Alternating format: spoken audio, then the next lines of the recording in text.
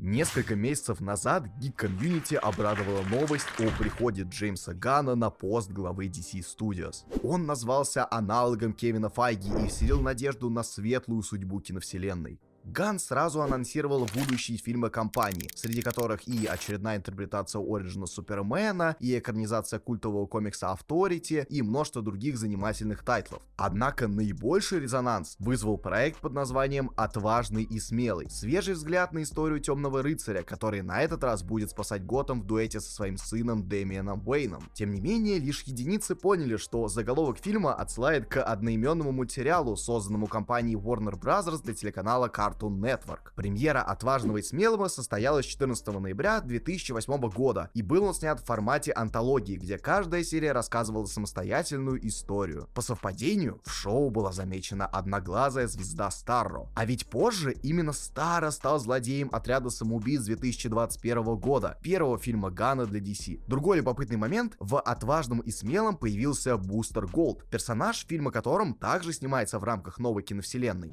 Можем вспомнить и то, что режиссер Стражей Галактики заинтересовался работой на конкурентов из-за любви к антигерою-миротворцу. И так как миротворца не было в «Отважном и смелом», Ганну пришлось снять про него аж целый сериал, чтобы хоть как-то восполнить потерю. Так или иначе, все знают: 1 раз случайность, 2 совпадения, а 3 закономерность. Именно поэтому я ни капли не сомневаюсь, что в предстоящем фильме про Бэтмена одну из, если не самую главную роль, отведут другому знаковому персонажу мультфильма — Бовани-зверю. Не знаете, кто это? Неудивительно, ведь издательство DC сделало все, чтобы этого героя забыли. Редакторы буквально стерли его из истории и, как неумелые грабители, не удосужились замести следы. Итак, в этом марафоне я пройдусь по всем появлениям Бованы в комиксах, дабы раскрыть загадку и поведать правду о самом загадочном персонаже книжек с картинками последнего столетия. Приступим.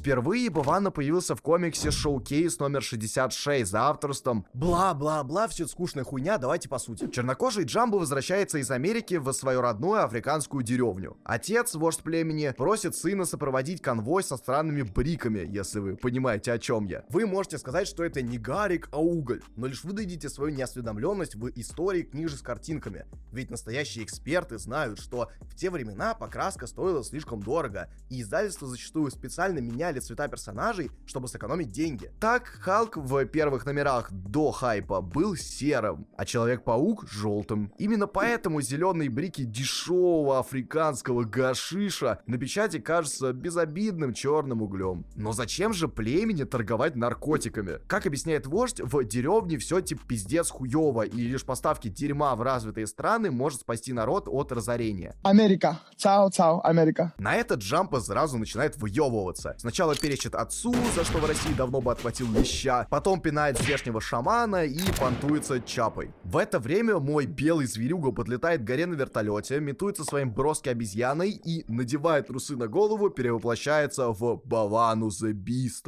Ебанутый орет на всю округу как макака, пытаясь, видимо, подстроиться под здешних жителей, и бежит сбивать грузовик с углем на огромном слоне. Возможно, это отсылка на слова Великого: «Я обезьяна, мой белый слоняра». И в комикс срывается Бэтгерл, старый педофил Капитан Билли, оригинальный Пластик Мэн и огромное письмо редакции DC. Вы, конечно, можете сказать, что не такое же оно и большое и читается за 5 минут, но поверьте мне, аудитория комиксоидных не способна воспринимать столько текста в одном бабле. Тем не менее, на представленных персонажей, слава богу, забивает болт и возвращают нас в джунгли. Конвой в ахуе, что это животное повалило грузовик, и тут на них нападает еще один белый. Нигеры машинально начинают стрелять в него. Так, стоп, почему у чувака фуражка с буквой Z? Мне предлагали пойти даже на СВО. Чё за Х, Z? Где тогда Гойда? Короче, Белый со своей шайкой отсталых на огромном роботе сваливает еще кучу грузовиков с марихуаной, и тут сюжет камбэкает Джамбо, представленный еще в самом начале номера. Он потешается над этими нигерами, которые верят в какого-то животного бога, и берет дело в свои руки. В это время у двух белых происходит открытое столкновение. Выясняется, что Бувано-то действовал не из злых побуждений и пытался предотвратить перехват поставок стафа. Зверюга с легкостью уничтожает диноробота, а Джамбо, охуевая ситуация, кидает свое дерьмо из вертолета.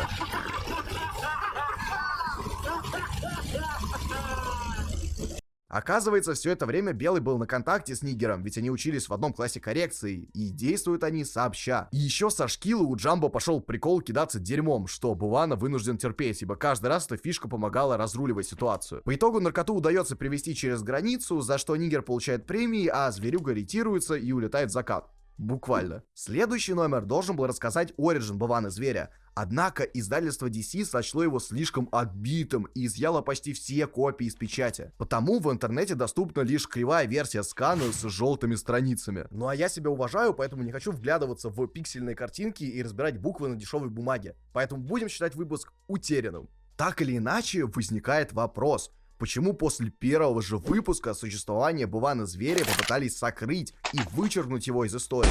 Невежда бы сказал об отвратительном качестве комикса и дебильном сюжете даже для тех времен, но на самом деле все сложнее. Сам по себе образ Бувано-зверя высмеивает чернокожую культуру. Этот белый дружит с отсталым нигером из жалости, пародирует поведение племени, и без его помощи вся авантюра барыг бы моментально провалилась. По сути, сценарист номера открыто продвигал расизм, демонстрируя превосходство белых над отсталой культурой Африки. Если в 60-е годы читатели могли это терпеть, современная Америка не прощает российские высказывания в прошлом. Персонажа вырезали из наследия издательства, чтобы не напоминать о давнем позоре, и он так бы остался забыт, если не один человек. Человек, имя которого вы наверняка слышали. Грант Моррисон и пик героя. Все эти ваши комиксоиды до сих пор дрочат просто Гранту Моррисону за его рант на Animal Man. Мол, гений, философ, комикс на века. Но давайте смотреть правде в глаза. Наркот вообще в рот срал этому Animal Man. Кому он вообще нужен? Единственная причина, почему сценарист взялся писать серию, желание достать из архивов легендарного белого Бувано-зверя и подарить ему вторую жизнь. Ангоинг даже начинается не с показа лайфстайла Бадди Бейкера, того, как он получил способность или что там еще обычно пихает в завязку комикса. Нет, на первой же странице Бувано-зверь на спокойном бигстепает по дороге. Ему не нужен респект, внимание, он просто делает свое дерьмо. Шатается по подворотням, пытается снять трусы из головы, но душа оригинально не позволяет, и без причины пиздит чернокожую женщину. Моррисон сразу как бы кидает цау-цау в сторону оригина персонажа. Бувано как был, так и остался ебаным грязным животным. Однако даже у самых дрянных ублюдков есть внутренние переживания. Дело в том, что Хоуми Бувано, красная макака, с которой они вместе шастали по африканской глуши, подыхает от какой-то инфекции. Тут Моррисона вынужденно прерывают, чтобы он хоть немного засветил, казалось бы, главного героя ангоинга. Но делает это он настолько лениво и нехотя, что даже упоминать об этом выше моего достоинства. Короче, потеря броски выбивает Бувану из колеи, и он начинает сходить с ума. Тут уже не до шуток, несмотря на трусы на голове. Он уныло шастает, сипает лины и страдает. Однако его звериная натура не может сидеть на месте, пока братик уходит из жизни. Опы не хотят, чтобы Бувано победил, но он ебал всех в рот. Трусы на голове вышли, сука, мы победили. И продираясь через толпу полицейских, герой врывается в лабораторию, где пытаются вылечить его броски. Тем временем, где-то на заднем плане Animal Man стонет из-за отрезанной руки. Ой-ой-ой, какой бедный. Тьфу, нытик. Моррисон уже откровенно издевается над Бадди Бейкером, ведь на фоне безяйцевого протагониста Бувано несется вперед, даже пули в теле не ощущая. Его свага не имеет границ, он действует без сомнений, не слушает умных слов и не тратит время на анализ происходящего. У него в голове только одна мысль — спасти макаку, даже если для этого надо пойти по головам. Но еще он думает: бля, я животное, пиздец. Я 3 говорит рау-рау, а коты говорят мяу-мяу, а собачки говорят гав-гав, я 3 говорит рау-рау, ганг. Бувано вытаскивает почти отдавшую концы макаку, пытаясь помочь ей, кидает God Bless. God bless, и получается Rexmark Music. It's very God bless, okay. God bless, God bless, God bless, я 3, bless. Но все тщетно. Потеря броски ломает Белого окончательно. В ярости он упускает свое внутреннее Дрейка и вырубает прибывшего на погромы Animal Man за один удар. Однако передавшаяся от макаки Эбола скашивает и гордого зверя. Обессиленное животное падает на землю. Animal Man предлагает помощь, но Бувана не факается законом. Улицы создали его, улицы его и заберут. Великий конец для великого героя. Но так ли все было задумано изначально? Дело в том, что Грант Моррисон пытался вернуть легендарного Бувану. И ему бы все удалось, если бы редакторы DC не вскрыли его хитрый план. И под угрозой забрать дорогу Белого Кока из-под носа сценариста заставили Моррисона сдать позицию и убирать персонажа из сюжета. Но знаете, как это бывает? Убив легенду, ты лишь делаешь ее образ еще более культовым. Ёбнув Бувану, Моррисон лишь разжег новый интерес к герою. И по итогу комикс стал еще более популярным.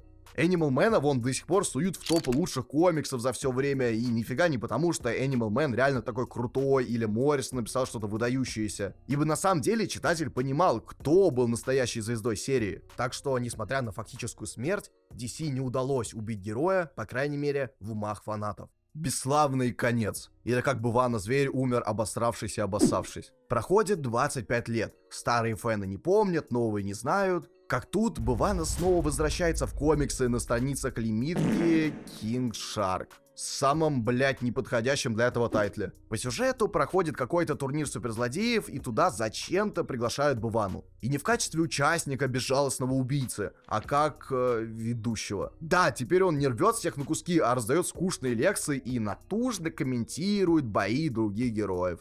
Честно скажу, прочитал один выпуск и закрыл серию нахуй. Меня просто убивает, что тот самый белый Бувана, который некогда был символом уличного безумия, такого звериного естества, стал разумным человеком, который, блядь, даже какие-то слова произносит, а не просто орет: ебаное животное, сука. А ведь все дело в том, что DC, сука, специально вытирают ноги о наследие Буваны, превращая его в очередного незначительного персонажа. Ладно бы еще клоуна, но адекватного супергероя с мыслями уровня Суба. Суба, братик мой, Субашич, ты как тут родной оказался, мой брат? В чем тогда его соус, в чем его свега? И ведь именно таким образом DC удалось наконец-то похоронить самого крутого героя компании и навсегда уничтожить его легендарный образ в головах читателей. Фанатам просто-напросто плюнули в душу, буквально слив персонажа. И я от лица гик-комьюнити проклинаю всех работников издательства DC. Цао, Давид Перьян, цао, цао. И тем не менее, я все равно верю. Я верю, что Джеймс Ганн именно тот человек, который способен вернуть Буване его прайм.